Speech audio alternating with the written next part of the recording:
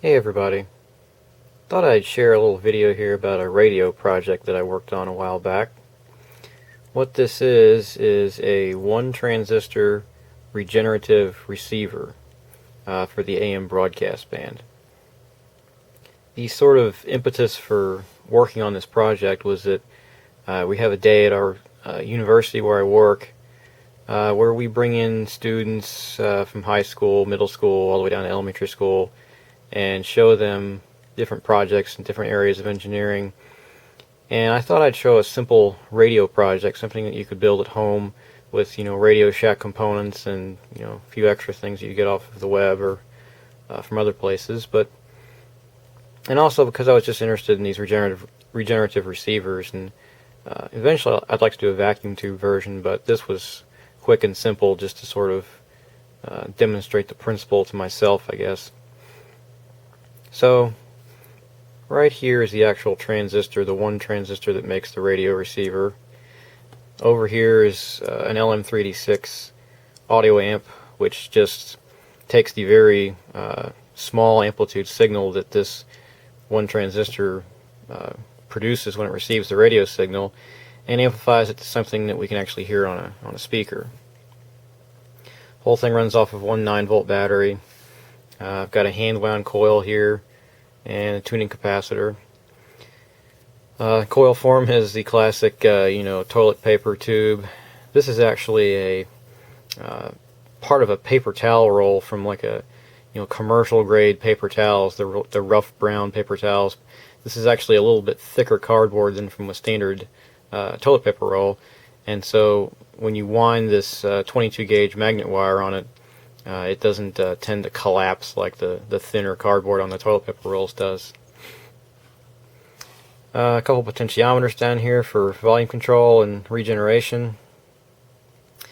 And it's already powered up, so let's just go ahead and I'll turn up the volume and maybe you can hear some of it.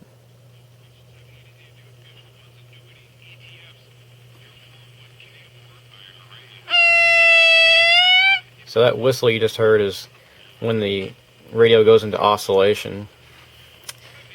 If I get a little closer here, you can maybe actually hear the station that I'm tuned into.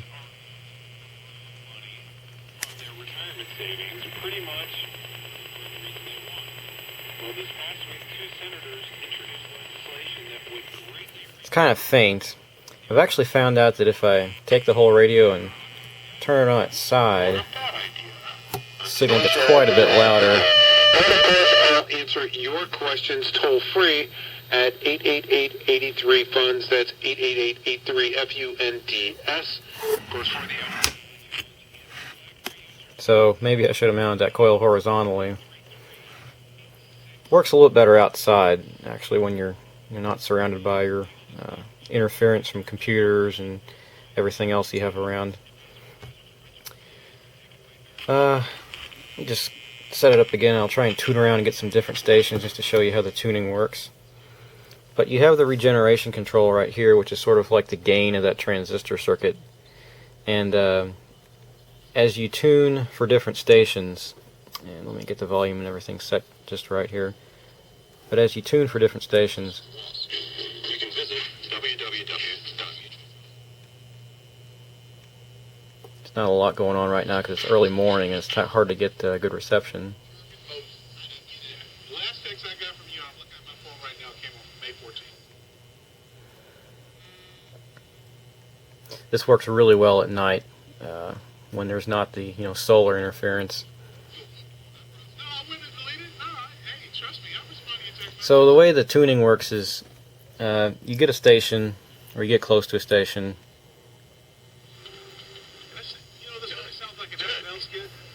and then you adjust this regeneration control.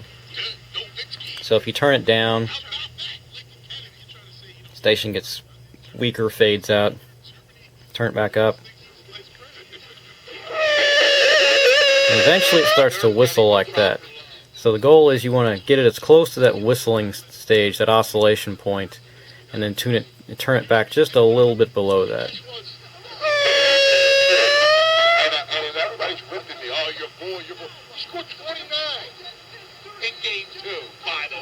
So that station's tuned in pretty good right now. and then I can adjust the volume. Just a simple point-to-point wiring underneath here. This is just a piece of that prototype board like you can get from Radio Shack or anywhere else. Nothing special. All the components are on the top except for these 3 diodes down here, and I'll explain those in a second why they're there.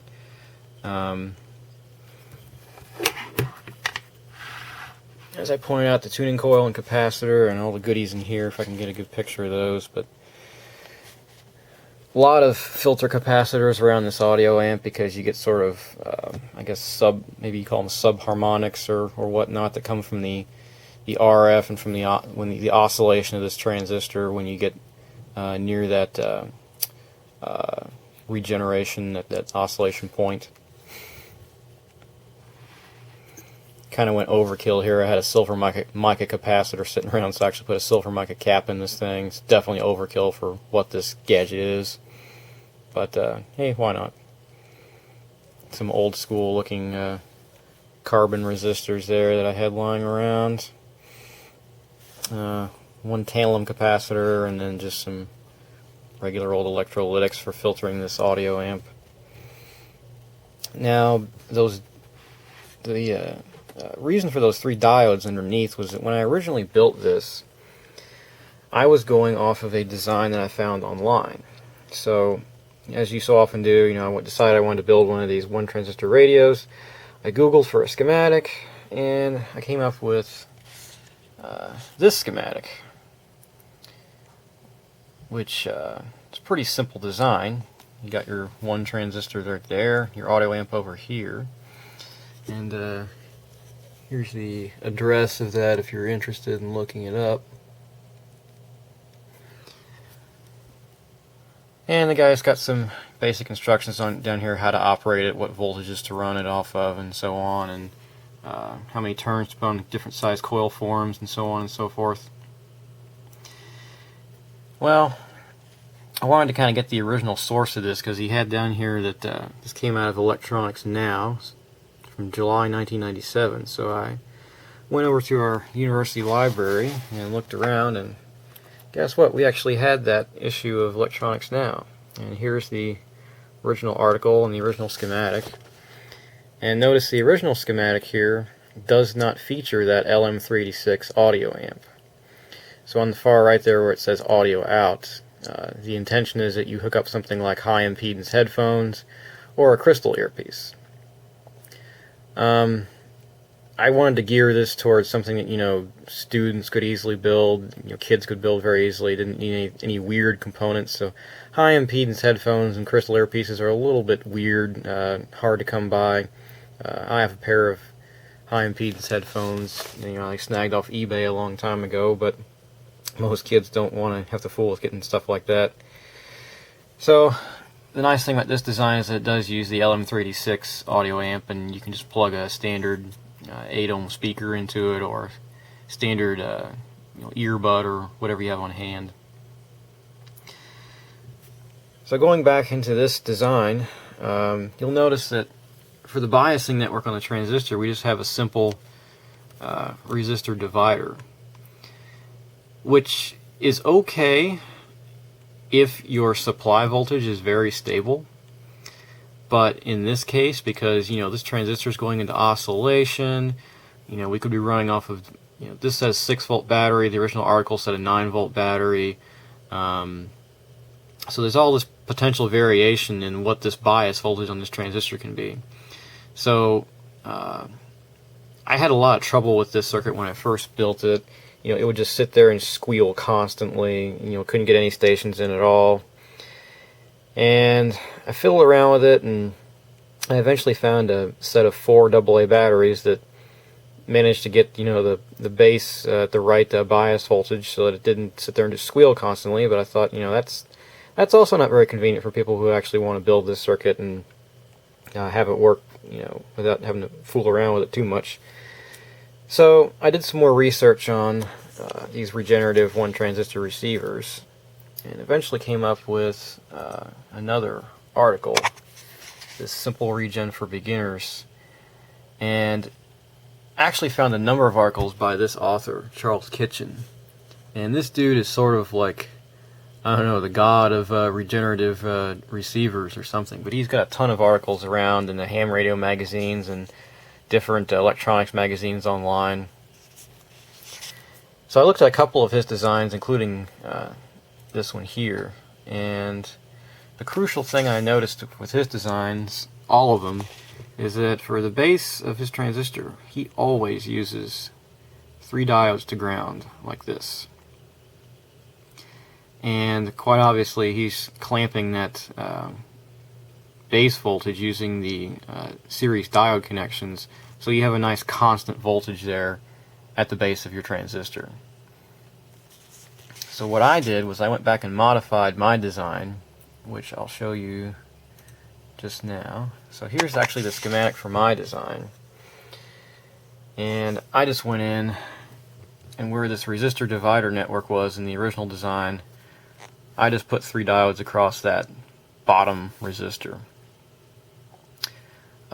And that actually solved all of my weird oscillation problems where the thing would sit there and not pick up any stations and just oscillate constantly. This seems to work pretty well regardless of supply voltage. You know, in my case I'm using 9 volts, but you know, you could easily use 6 volts or whatever you have on hand. So that pretty much took care of that oscillation problem.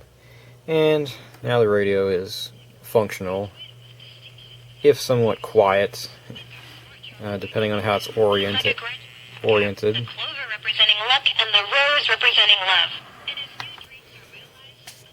Of course, very sensitive to hand capacitance, and if you touch it at all, you get that 60 hertz hum, buzz.